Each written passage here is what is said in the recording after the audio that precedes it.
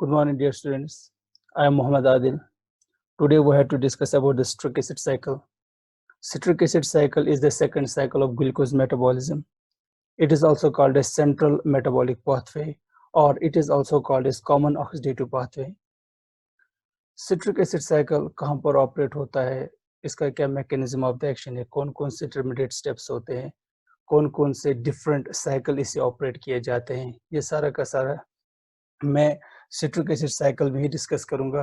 इसके स्ट्रक्चर्स और उन स्ट्रक्चर्स का जो मैकेनिज्म ऑफ द एक्शन है थ्रू द एंजाइम्स वो मैं डिस्कस करूंगा।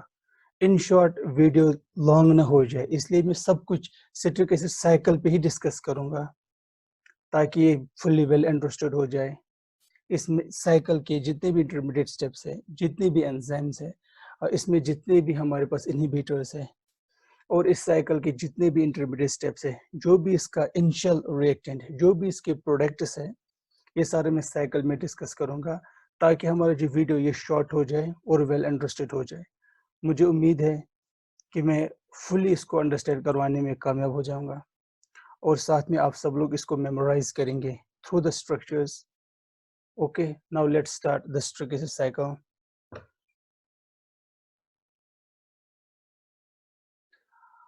जो सिट्रिक एसिड साइकिल है, इसका दूसरा नाम क्रेब्स साइकिल है, या इसको बोलते हैं ट्राइकार्बोक्सिलिक एसिड साइकिल। और ये आप सब लोगों को पता है कि ये माइटोकॉन्ड्रिया में होता है। जो ग्लाइकोलाइसिस है वो ऑपरेट होता है साइटोप्लाज्म में, लेकिन जो सिट्रिक एसिड साइकिल है ये माइटोकॉन्ड्रिया में ऑपरेट होता है और साथ में एक एरोबिक कंडीशन में होता है।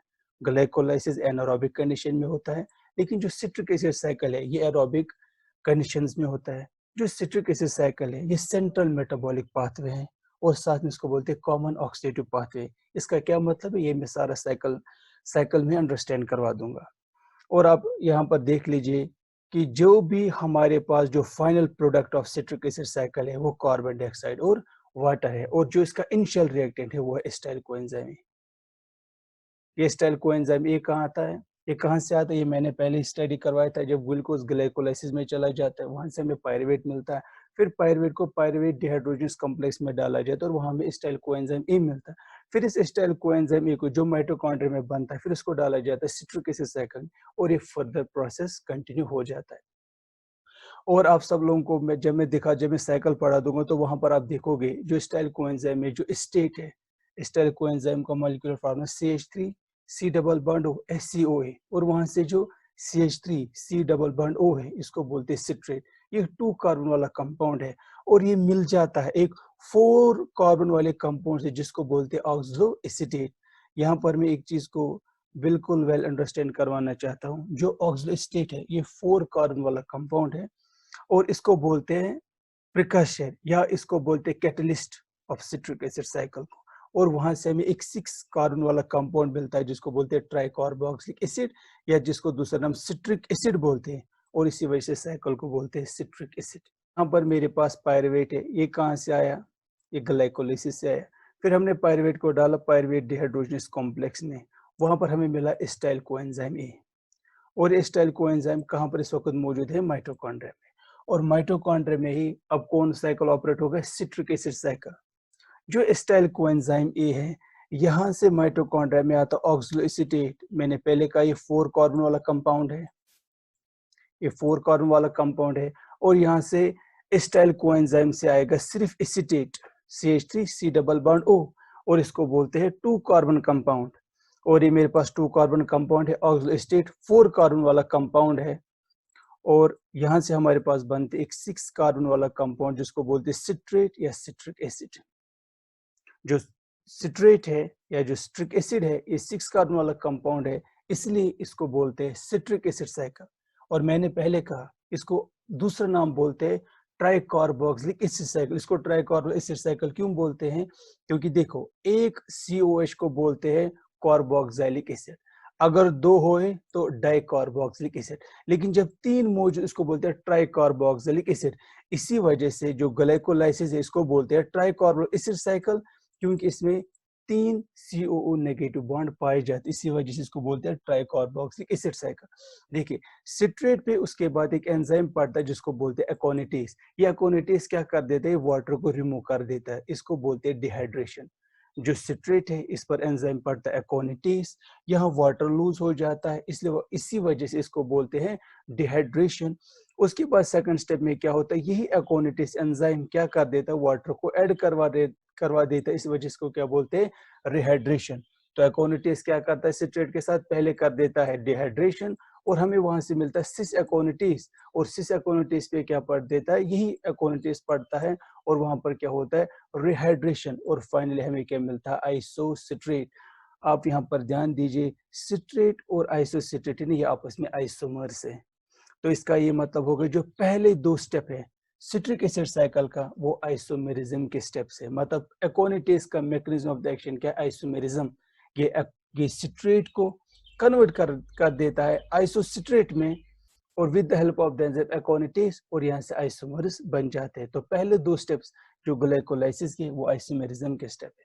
उसके बाद आप यहाँ पर देख लीजिए, उसके बाद आप फर्दर यहाँ पर ध्यान दीजिए, देखिए जो आइसोसिट्रेट है इस पर एक एंजाइम पड़ता है आइसोसिट्रेट डिहाइड्रोजिनेस। जो आइसोसिट्रेट है उस पर एक एंजाइम पड़ता है आइसोसिट्रेट डिहाइड्रोजिनेस, और ये इसको कन्वर्ट कर देता है ऑक्सैलोसक्सिनेट में। मैं यहाँ पर एक चीज बिल्कुल क्लियर करवाना देना चाहता हूँ, जो NAD पॉजिटिव है या FAD है, इनको बोलते हैं कोएंजाइम। कोएंजाइम्स क्या रहते हैं, ऑर्गेनिक नॉन प्रोटीन मॉलिक्यूल्स। जितने भी कोएंजाइम्स है उनकी डिफिनेशन क्या है, ये रहते हैं ऑर्गेनिक नॉन प्रोटीन मॉलिक्यूल्स। जो खुद एंजाइम्स जो रहते हैं ना, वो रहते हैं ऑर्गेनिक मॉलिक्यूल्स, लेकिन साथ में वो प्रोटीन्स रहते हैं। लेकिन जो कोएंजाइम्स रहते हैं ये क्या रहते हैं, ये रहते हैं नॉन प्रोटीन मॉलिक्यूल्स। उसके बाद देखिए यहाँ पर आप एक और चीज को अंडरस्टैंड कर दीजिए, जो NAD पॉजिटिव है ये कन्वर्ट हो रहा है NADH प्लस H पॉजिटिव में। देखिए किसी भी कंपाउंड में अगर हाइड्रोजन ऐड हो रहा है, इसका मतलब उसके साथ हो रहा है रिडक्शन। अगर किसी भी कंपाउंड के साथ हाइड्रोजन ऐड हो रहा है तो उसको क्या बोलते हैं, रिडक्शन। अगर किसी भी कंपाउंड से हाइड्रोजन को रिमूव करवाया जाता है तो इसको बोलते हैं ऑक्सीडेशन। तो आप यहाँ पर क्लियरली अंडरस्टैंड कर पा रहे हैं, जो NAD पॉजिटिव है ये कन्वर्ट हो रहा है NADH प्लस H पॉजिटिव है। इसका मतलब जो NAD पॉजिटिव ये रिडक्शन हो रहा है इसके साथ, क्योंकि इसके साथ हाइड्रोजन ऐड हो रहा है। लेकिन जो खुद आइसोसिट्रेट है उसके साथ क्या हो रहा है, हाइड्रोजन बाहर निकल रहा है। जब हाइड्रोजन बाहर निकल रहा है तो इसका मतलब इसके साथ क्या हो रहा है, ऑक्सीडेशन। तो यहाँ पर जो आइसोसाइट्रेट डिहाइड्रोजिनेस है ये क्या कर देता है, हाइड्रोजन को रिमूव करवा देता है। किससे रिमूव करवा देता है, आइसोसिट्रेट में। तो यहाँ पर मैकेनिज्म ऑफ द एक्शन क्या है, आइसोसिट्रेट डिहाइड्रोजिनेशन का ऑक्सीडेशन। लेकिन NAD पॉजिटिव के साथ क्या करता है, रिडक्शन। उसके बाद देखिए जब मेरे पास एक ऑक्सीडेटेड कंपाउंड बन रहा है उसके साथ एंजाइम आ रहा है आइसोसिट्रेट डिहाइड्रोजिनेस, और यहाँ पर क्या रिमूव हो रहा है, कार्बन डाइऑक्साइड, और मुझे क्या मिल रहा है, अल्फा कीटोगुल्टारेट। आप यहाँ पर देख लीजिए सेम एंजाइम है, ऊपर भी आइसोसिट्रेट डिहाइड्रोजिनेस, नीचे भी आइसोसिट्रेट डिहाइड्रोजिनेस, लेकिन ऊपर जो आइसोसिट्रेट डिहाइड्रोजिनेस है वहां पर इसका मैकेनिज्म ऑफ द एक्शन क्या है, ऑक्सीडेशन। लेकिन जो नीचे वाले के पास है, यहाँ पर जो आप मैकेनिज्म ऑफ द एक्शन देखते हैं, इसका क्या मैकेनिज्म ऑफ द एक्शन है, decarboxylation. Removal of the carbon dioxide को क्या बोलते हैं, डिकार्बोक्सिलेशन। तो आइसोसिट्रेट डिहाइड्रोजिनेस ऑक्सीडेट के साथ क्या कर देता है, डिकार्बोक्सिलेशन, वहां कार्बन डाइऑक्साइड निकलता है और हमें मिलता है अल्फा कीटोगुल्टारेट। फिर अल्फा कीटोगुल्टारेट के पास क्या आता है, अल्फा कीटोगुल्टारेट डिहाइड्रोजिनेस, और ये क्या कर देता है, अल्फा कीटोगुल्टारेट को कन्वर्ट कर देता है सक्सिनाइल कोएंजाइम ए में। अगर आप लोगों को पता होगा जो पायरुवेट डिहाइड्रोजिनेस है और जो अल्फा कीटो डिहाइड्रोजिनेस है, इनका मैकेनिज्म ऑफ एक्शन सेम है। यहाँ पर आप देखिए NAD पॉजिटिव कन्वर्ट हो रहा है NADH प्लस H पॉजिटिव में। इसका मतलब NAD पॉजिटिव कन्वर्ट हो रहा है NADH प्लस H पॉजिटिव में। यहाँ हाइड्रोजन NAD पॉजिटिव के साथ ऐड हो रहा है, तो इसका मतलब इसके साथ हो रहा है रिडक्शन। लेकिन जो अल्फा कीटोगुल्टारेट है उसके साथ क्या हो रहा है, ऑक्सीडेशन। लेकिन साथ में आप नीचे देख रहे हो यहाँ पर निकल रहा है कार्बन डाइऑक्साइड। तो जो अल्फा कीटो गुल्टारेट डिहाइड्रोजनेशन है, इसका जो मैकेनिज्म ऑफ द एक्शन है वो है ऑक्सीडेटिव डिकार्बोक्सिलेशन। क्यों ऑक्सीडेटिव डिकार्बोक्सिलेशन, एक तो अल्फा कीटो गुल्टारेट के से हाइड्रोजन निकल रहा है, इसका मतलब इसके साथ ऑक्सीडेशन हो रहा है, और साथ में कार्बन डाइऑक्साइड निकल रहा है, तो इसको बोलते हैं डिकार्बोक्सिलेशन। तो हमें मिलता है सक्सिनाइल कोएंजाइम। फिर सक्सिनाइल कोएंजाइम के पास एक एंजाइम आता है, उसको बोलते हैं सक्सिनेट थायोकाइनेज। इस एंजाइम का क्या फंक्शन है, यहाँ से जीडीपी, जीटीपी में कन्वर्ट हो रहा है। याद रख लेना मेरी बात, किसी भी साइकिल में अगर फॉस्फेट ऐड हो रहा है, इसको बोलते हैं फॉस्फोराइलेशन। अगर किसी भी साइकिल में फास्फोरस ऐड हो रहा है, उसको बोलते हैं फास्फोराइलेशन। तो जो सक्सिनेट थायोकाइनेस का जो मैकेनिज्म ऑफ द एक्शन है वो फास्फोराइलेशन है, क्योंकि यहाँ से क्या ऐड हो रहा है, फास्फोरस ऐड हो रहा है। उसके बाद आप देख लीजिए यहाँ पर जो ये जीडीपी है ये कन्वर्ट हो रहा है जीटीपी में, तो मतलब यहाँ से एनर्जी क्या हो रही, रिलीज हो रही। जब किसी भी स्टेप में एडीपी एटीपी में कन्वर्ट हो जाए तो वहां से एनर्जी रिलीज हो जाती है। इसी तरीके से अगर किसी भी स्टेप में जीडीपी जीटीपी में कन्वर्ट हो रहा है तो उसको भी क्या बोलते हैं, एनर्जी रिलीजिंग स्टेप।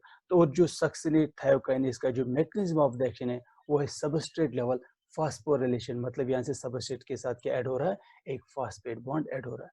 उसके बाद ये कन्वर्ट हो जाता है सक्सिनेट में, CH2C डबल बॉन्ड और नेगेटिव, CH2C डबल बॉन्ड और नेगेटिव, इसको बोलते हैं सक्सिनेट। फिर इस सक्सिनेट के पास एक और एंजाइम आ जाए, उसको बोलते हैं सक्सिनेट थायोकाइनेस। ये सारे के सारे एंजाइम माइटोकॉन्ड्रिया में अवेलेबल हैं।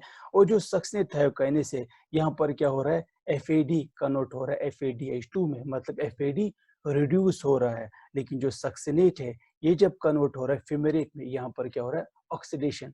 क्योंकि जो सक्सिनेट डिहाइड्रोजनेस का जो मैकेनिज्म ऑफ द एक्शन है वो ऑक्सीडेशन है, सबस्ट्रेट से हाइड्रोजन को रिमूव करवा देता है। और किसको प्रोवाइड कर रहा है, FAD को, और वो किस में कन्वर्ट हो रहा है, FADH2 में। फिर फ्यूमेरेट, यहाँ पर एंजाइम पड़ता है फ्यूमेरेस। और याद रखना फ्यूमेरेस का जो मैकेनिज्म ऑफ द एक्शन है वो हाइड्रेशन है। हाइड्रेशन का मतलब एडिशन ऑफ द वाटर। जब फ्यूमेरेट पे फ्यूमेरेस एंजाइम पड़ता है वहां पर वाटर ऐड होता है, उस वाटर ऐड होने को क्या बोलते हैं, हाइड्रेशन। और ये फ्यूमेरेट कन्वर्ट होता है एल मैलेट में। तो मैकेनिज्म ऑफ द एक्शन क्या है फ्यूमेरेस का, हाइड्रेशन, मतलब एडिशन ऑफ वाटर। उसके बाद क्या हो जाए, जो एल मैलेट है इस पर पड़ता है मैलेट डिहाइड्रोजिनेस। डिहाइड्रोजिनेस का मतलब हाइड्रोजन को रिमूव करवा देना। एल मैलेट कन्वर्ट हो जाता है ऑक्सलो एसीटेट में। और यहाँ पर जो NAD पॉजिटिव है ये कन्वर्ट होता है NADH प्लस H पॉजिटिव में। जो एल मैलेट है ये कन्वर्ट हो जाता है ऑक्सलो एसीटेट में with the help of the enzyme malate dehydrogenation. और यहाँ से क्या होता है, NAD पॉजिटिव कन्वर्ट हो रहा है NADH प्लस H पॉजिटिव में। मतलब यहाँ पर क्या हो रहा है, एल मैलेट के साथ क्या हो रहा है, ऑक्सीडेशन, और NAD पॉजिटिव के साथ क्या हो रहा है, रिडक्शन। जो मैलेट डिहाइड्रोजनेशन है, जो मैलेट डिहाइड्रोजनेस, इसका मैकेनिज्म ऑफ द एक्शन क्या है, ऑक्सीडेशन का। और फाइनली हमें क्या मिलता है, ऑक्सलो एसीटेट। और जो ऑक्सलो एसीटेट है ये प्रिकर्सर है, यह कैटलिस्ट है सिट्रिक एसिड साइकिल का। और इसी तरीके से पूरा जो साइकिल है ये रिपीटेड स्टेप में चला जाता है। जब तक एसिटाइल कोएंजाइम में आएगा, साथ में ऑक्सलो एसीटेट आएगा, ये साइकिल कंटिन्यू होता चला जाएगा। अब आप देख लीजिए यहाँ पर वाटर मॉलिक्यूल रिमूव हो रहा है और यहाँ पर वाटर मॉलिक्यूल ऐड हो रहा है। तो इसका मतलब ये हो गया, यहाँ जहाँ पर वाटर मॉलिक्यूल रिमूव हो रहा है और वाटर मॉलिक्यूल ऐड हो रहा है with in the same molecule, तो इसका ये मतलब हो गया यहाँ से तो ना वाटर फाइनली हमें आउटपुट में मिल रहा है, ना फाइनली इसको यूज कर रहे हैं। लेकिन यहाँ पर आप लोगों को मैं यहाँ पर एक नॉलेजेबल थिंग प्रोवाइड करवाना चाहते हैं। देखिए हमें NAD पॉजिटिव कन्वर्ट हो रहा है NADH प्लस H पॉजिटिव में। और याद रख लेना मेरी बात, बिल्कुल याद रख लेना, एक NADH plus H positive 3 ATP molecule last में प्रोवाइड करवा देता है। जो NADH प्लस H पॉजिटिव किसी भी साइकिल में मिलता है, फाइनली हमें इसे 3 ATP मॉलिक्यूल मिलते हैं। लेकिन पहले हमें गिनना पड़ेगा कि NADH प्लस H पॉजिटिव खुद कितने बन रहे हैं। एक यहाँ पर बन रहा है, एक हमें यहाँ पर बन रहा है, और एक हमें यहाँ पर बन रहा है। तो पूरे सिट्रिक एसिड साइकिल में 3 दफा NADH प्लस H पॉजिटिव मिल रहे हैं, 3 दफा NADH प्लस H पॉजिटिव मिल रहे हैं। एक NADH plus H positive 3 ATP provide करवाता है। और हमारे पूरे सिट्रिक एसिड साइकिल में 3 दफा NADH प्लस H पॉजिटिव बन रहे हैं। इसका क्या मतलब हो गया कि 3 NADH प्लस H पॉजिटिव हमें फाइनली 9 ATP मॉलिक्यूल प्रोवाइड करवा देगा। और साथ में ये तो हो गया पहला एनर्जी वाला स्टेप। उसके बाद और भी चीजें जो हम इसमें काउंट करने, कैलकुलेट करने। देखिए यहाँ पर आप देख लीजिए कार्बन डाइऑक्साइड को, देखिए, आप लोग यहाँ पर अंडरस्टैंड कीजिए। देखो, यहाँ पर कार्बन डाइऑक्साइड निकल रहा है और हमें क्या मिल रहा है? हमें कार्बन डाइऑक्साइड यहाँ से निकल रहा है और यहाँ से कार्बन डाइऑक्साइड निकल रहा है। तो जब हम सिट्रिक एसिड साइकिल को स्टडी कर रहे हैं, तो हमें पता होना चाहिए कि हमारे पूरे साइकिल में कितने कार्बन डाइऑक्साइड निकल रहे हैं? 2 कार्बन डाइऑक्साइड निकल रहे हैं। कितने NADH प्लस H पॉजिटिव मिल रहे हैं? 3 NADH प्लस H पॉजिटिव मिल रहे हैं और 2 दफा CO2 मिल रहा है। उसके बाद आप वाटर को देख लीजिए। उसके बाद आप लोगों का अटेंशन मैं वाटर पर ले जाना चाहता हूँ। देखिए, आप देखिए, जब आप हाइड्रेशन की बात करें, देखो यहाँ पर हम लोगों ने वाटर को ऐड करवाया। उसके बाद एक और जगह हम लोग वाटर को ऐड करवा देते हैं। जो ऑक्सलेसिटेट है, जब भी कन्वर्ट होता है ना सिट्रेट में, यहाँ पर भी एक वाटर मॉलिक्यूल को ऐड करवाया जाता है।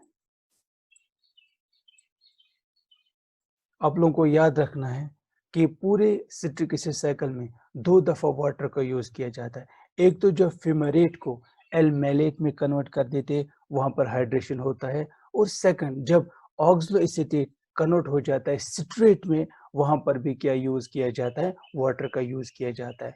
तो इसका मतलब हमारे जो सिट्रिक एसिड साइकिल जब हम स्टडी करते हैं, तो कितने वाटर मॉलिक्यूल यूज किए जाते हैं? 2 वाटर मॉलिक्यूल यूज किए जाते हैं। हमें सिट्रिक एसिड साइकिल में 3 NADH प्लस H पॉजिटिव मिलते हैं। नंबर सेकंड, हमें 2 कार्बन डाइऑक्साइड मिलते हैं। नंबर थर्ड, हमें 2 दफा कार्बन डाइऑक्साइड तो यूज होता है, और नंबर थर्ड हमारे पास 2 वाटर मॉलिक्यूल यूज किए जाते हैं। देखो, उसके बाद मुझे आप लोगों को क्या अंडरस्टैंड करवाना है, वो ये स्टेप है। मैंने आप लोगों से कहा था कि जो ग्लाइकोलाइसिस है, ये सेंट्रल मेटाबॉलिक पाथवे है, और साथ में मैंने कहा था एक कॉमन ऑक्सीडेटिव पाथवे है। देखिए, इसका क्या मतलब है, मैं यहाँ पर आप लोगों को व्हाइट बोर्ड पर दिखाना चाहता हूँ। देखिए, जो एसिटाइल कोएंजाइम ए है, जब हम कार्बोहाइड्रेट मेटाबॉलिज्म पढ़ते हैं, तो हमें फाइनली एसिटाइल कोएंजाइम ए मिलता है। जब हम लिपिड का मेटाबॉलिज्म पढ़ते हैं, तो हमें फाइनली एसिटाइल कोएंजाइम ए मिलता है। जब हम प्रोटीन का मेटाबॉलिज्म पढ़ते हैं, तो फाइनली हमें क्या मिलता है? Acetyl coenzyme A. तो इसका क्या मतलब हो गया कि किसी का भी मेटाबॉलिज्म आप पढ़िए, कार्बोहाइड्रेट मेटाबॉलिज्म पढ़िए, लिपिड मेटाबॉलिज्म पढ़िए, या प्रोटीन मेटाबॉलिज्म को आप अंडरस्टैंड कीजिए, तो अल्टीमेटली हमें एसिटाइल कोएंजाइम ए मिलता है। फॉर एग्जाम्पल, जब ग्लूकोज को हम लोगों ने ग्लाइकोलाइसिस में डाला, तो हमें पायरुवेट मिला, और पायरुवेट को कन्वर्ट किया गया एसिटाइल कोएंजाइम ए में। इसी तरीके से लिपिड के प्रोडक्ट्स को भी किस में कन्वर्ट करवाया जाता है? एसिटाइल कोएंजाइम ए में। और प्रोटीन के मेटाबॉलिज्म को भी किस में कन्वर्ट करवाया जाता है? एसिटाइल कोएंजाइम ए को। और इसी एसिटाइल कोएंजाइम को फाइनली किस में डाला जाता है? सिट्रिक एसिड साइकिल में। तो इसका क्या मतलब हो गया कि कोई भी मेटाबॉलिज्म ऑफ बॉडी में स्टडी कीजिए, कार्बोहाइड्रेट को स्टडी कीजिए, लिपिड को स्टडी कीजिए, प्रोटीन को स्टडी कीजिए, अल्टीमेटली वो सब के सब एसिटाइल कोएंजाइम ए बनाएंगे, और एसिटाइल कोएंजाइम को फाइनली किस में डाला जाएगा? सिट्रिक एसिड साइकिल में। और सिट्रिक एसिड साइकिल में डालने के बाद हमें वहां से क्या मिलता है? एटीपी। और ये सारा का सारा एटीपी कहाँ पर डिराइव किया जाता है? माइटोकॉन्ड्रिया के अंदर। और इसलिए माइटोकॉन्ड्रिया को क्या बोलते हैं? Power house of the cell. क्या बोलते हैं? Power house of the cell. Power house of the cell का मतलब वो अल्टीमेटली हमें क्या प्रोवाइड करते हैं? एटीपी। क्यों सिर्फ माइटोकॉन्ड्रिया एटीपी प्रोवाइड करवा देता है? क्योंकि कोई भी मेटाबॉलिज्म आप पढ़िए, वो फाइनल एसिटाइल कोएंजाइम ए बनाता है, इसको सिट्रिक एसिड साइकिल में डाला जाता है, ये सारा का सारा साइकिल माइटोकॉन्ड्रिया में ऑपरेट हो जाता है, और फाइनली हमें वहां से मिलता है एटीपी मिल जाता है। तो इसी वजह से हम कहते हैं कि जो ये एसिटाइल कोएंजाइम ए है ना, ये पहले क्या है? ये सेंट्रल मॉलिक्यूल है कि किसी भी मेटाबॉलिज्म को आप लिपिड को ऑक्सीडाइज कीजिए थ्रू बीटा ऑक्सीडेशन, आप प्रोटीन को ऑक्सीडाइज कीजिए, या आप ग्लूकोज को मतलब कार्बोहाइड्रेट को मेटाबोलाइज कीजिए ग्लाइकोलाइसिस से, फाइनली हमें एसिटाइल कोएंजाइम ए मिलता है। और इसी एसिटाइल कोएंजाइम को हम लोग फाइनली किस में डाल देते हैं? सिट्रिक एसिड साइकिल में। और अब यहाँ पर आप अंडरस्टैंड कीजिए कि जितने भी हमारे पास यहाँ एंजाइम्स है, कोई ना कोई किसी का इनहिबिटर है। तो वीडियो को शॉर्ट करने के लिए मैं यहीं पर इस सारे इनहिबिटर को स्टडी करवाऊंगा। एकोनिटेज का इनहिबिटर है फ्लोरोएसिटेट। जब फ्लोरोएसिटेट अवेलेबल रहता है माइटोकॉन्ड्रिया के अंदर, तो एकोनिटेज एंजाइम अपना वर्क नहीं कर पाता है। जो अल्फा कीटोग्लूटारेट का जो इनहिबिटर है, वो आर्सेनिक है। और इसी तरीके से जो सक्सिनेट डिहाइड्रोजिनेज का जो इनहिबिटर है, वो हमारे पास आता है मेलोनोएट। तो इसका मतलब एकोनिटेज के इनहिबिटर फ्लोरोएसिटेट है, अल्फा कीटोग्लूटारेट डिहाइड्रोजनेज का इनहिबिटर हमारे पास आता है आर्सेनिक, और साथ में जो सक्सिनेट डिहाइड्रोजनेज है उसका जो इनहिबिटर है वो है मेलानोएट। एक एस्टाइल कोएंजाइम है, 3 NAD पॉजिटिव है, एक FAD है, एक GDP है, एक फास्फोरस है जो फास्फोरिलेशन होता है, और 2 दफा वाटर मॉलिक्यूल। ये सारा का सारा साइकिल क्या है? ट्राइकार्बोनिल एसिड साइकिल या सिट्रिक एसिड साइकिल। और हमें कितने मिलते हैं? 2 कार्बन डाइऑक्साइड जो मैंने काउंट करवाए, 3 NADH+ पॉजिटिव जो मैंने काउंट करवाए, एक FADH2 है जो मैंने वहां पर काउंट करवाया, एक GDP निकलता है, और साथ में निकलता है एक कोएंजाइम E। ठीक, ये पूरी की पूरी रिएक्शन सिट्रिक एसिड साइकिल की है।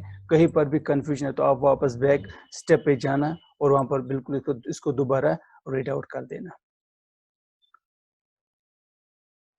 उसके बाद आप यहाँ पर आ जाइए।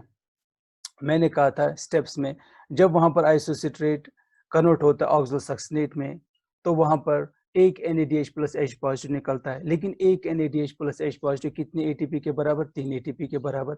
जब अल्फा कीटोग्लूटारेट कन्वर्ट हो रहा है सक्सिनल कोएंजाइम में, वहां पर एक NADH+ H पॉजिटिव निकलता है, और लेकिन एक NADH+ H पॉजिटिव कितने ATP के बराबर? 3 ATP के बराबर। उसी तरीके से जब सक्सिनल कोएंजाइम में सक्सिनेट में कन्वर्ट होता है और वहां पर हमें एक ATP मॉलिक्यूल मिलता है। जब सक्सिनेट फ्यूमेरेट में कन्वर्ट होता है तो वहां पर FAD कन्वर्ट हो रहा है FADH2 में, और आप याद रख लेना एक FAD मॉलिक्यूल 2 ATP मॉलिक्यूल के बराबर रहता है। जब मैलेट ऑक्सो स्टेट में कन्वर्ट हुआ था तो वहां पर एक NADH+ H पॉजिटिव मिला था, और एक NADH+ H positive molecule 3 ATP के बराबर है।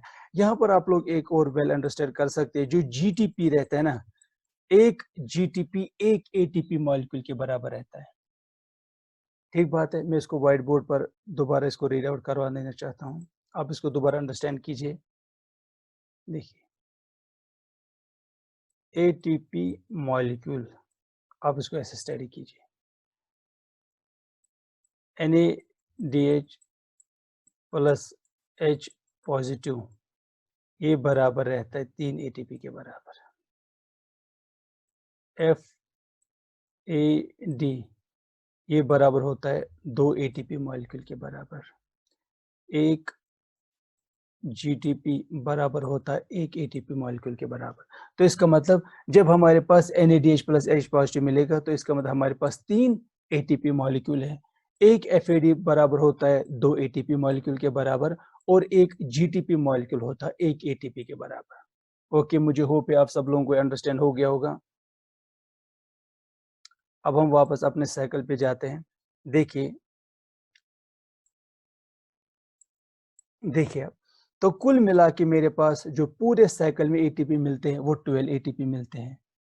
लेकिन यहाँ पर आप लोग अंडरस्टैंड कीजिए, लेकिन जब मैं यहाँ से कह रहा हूँ ना कि यहाँ पर 24 मिलते, इसका क्या मतलब है? देखिए, मैंने ग्लाइकोलाइसिस को स्टडी करवाया एक ग्लूकोज से, वहां पर फाइनल हमें 2 पायरुवेट मिलते हैं। ये याद रख लेना, एक ग्लूकोज मॉलिक्यूल 2 पायरुवेट देते हैं। जब पायरुवेट को कन्वर्ट करवाया जाता है एस्टाइल कोएंजाइम में, वहां पर 2 पायरुवेट कन्वर्ट होते हैं 2 एस्टाइल कोएंजाइम में।